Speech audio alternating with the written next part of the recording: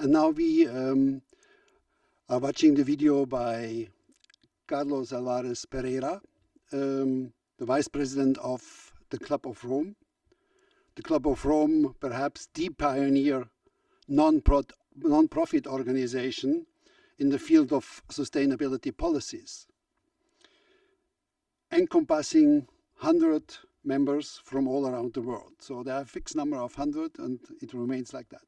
The Club of Rome, in the Club of Rome, Carlos co-leads the initiative on emerging new civilizations and the Youth and Intergenerational Dialogue program.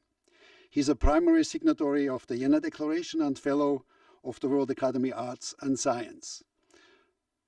Carlos, your video, the floor is yours. Hello, everybody. Good morning, good afternoon, or good evening, depending on where you are. First of all, many thanks to the Vienna Declaration and to Benno Verlen for allowing me to share with you some reflections. Now in Spanish. Good morning, good afternoon, good evening, depending where you are. I would like to share some reflections with you as Vice President of the Club of Rome International, an active member of the Vienna Declaration. More than 15 years ago, the Club of Rome warned about the risk involved in the expansion of an extractive development model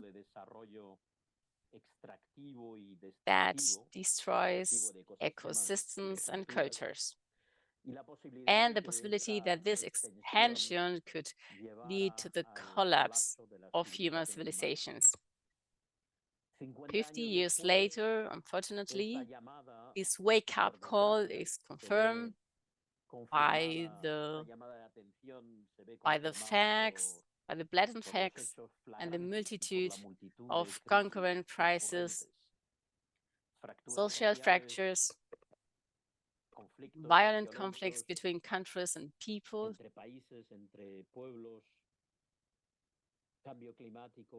also the climate change, loss of biodiversity, destruction of ecosystems, depletion of resources. And the question we ask ourselves at the Club of Rome is, how can we learn what we already have known for many years? And in some cases, what many human cultures have known for thousands of years, and that is that we have to reconcile ourselves with life. We have to find a way to make human well-being and the health of the planet, the health of the ecosystems. Last December, we organized our annual conference in Costa Rica to listen to the voices from Latin America, from those countries that their native cultures called Abayala. And we heard some very powerful messages, particularly from women's voices, young voices, and voices from the indigenous cultures. One of these messages was that collapse is not a hypothetical future that we can avoid. The collapse is already here for millions and millions of people, especially in Latin America. In Latin America, it is already the daily hell that we already live in. And this leads me to wonder, how can learn from whom?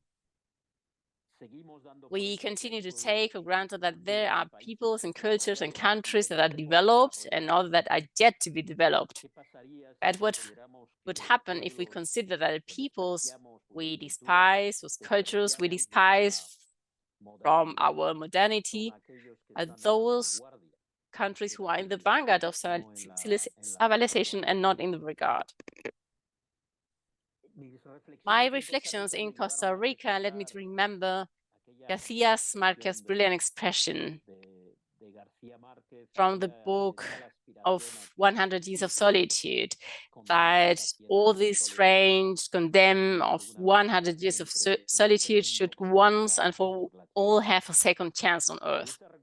And that memory made me wonder what would happen if we were to consider that Abayala or Latin America is not only a land to develop and get out of poverty, but the advanced one that looks at us from two places at the same time.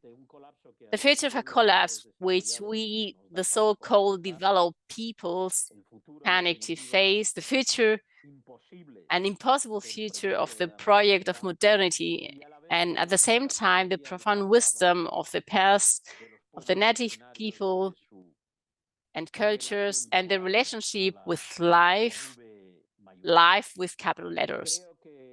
I really believe that this reflection leads us to consider that perhaps we can find the traces of several futures in the ignored tragedies of the past and present, and perhaps locked as we still are, hidden as we still are in the centuries of solitude of our separation from Earth and life. Maybe we can think and live from Latin America, from Abayala, and from many other places in the world, as the whole of humanity can give itself a second chance on Earth. These are the reflections I wanted to share with you, and thank you. I want to thank you very much for your attention, and I wish you all the best.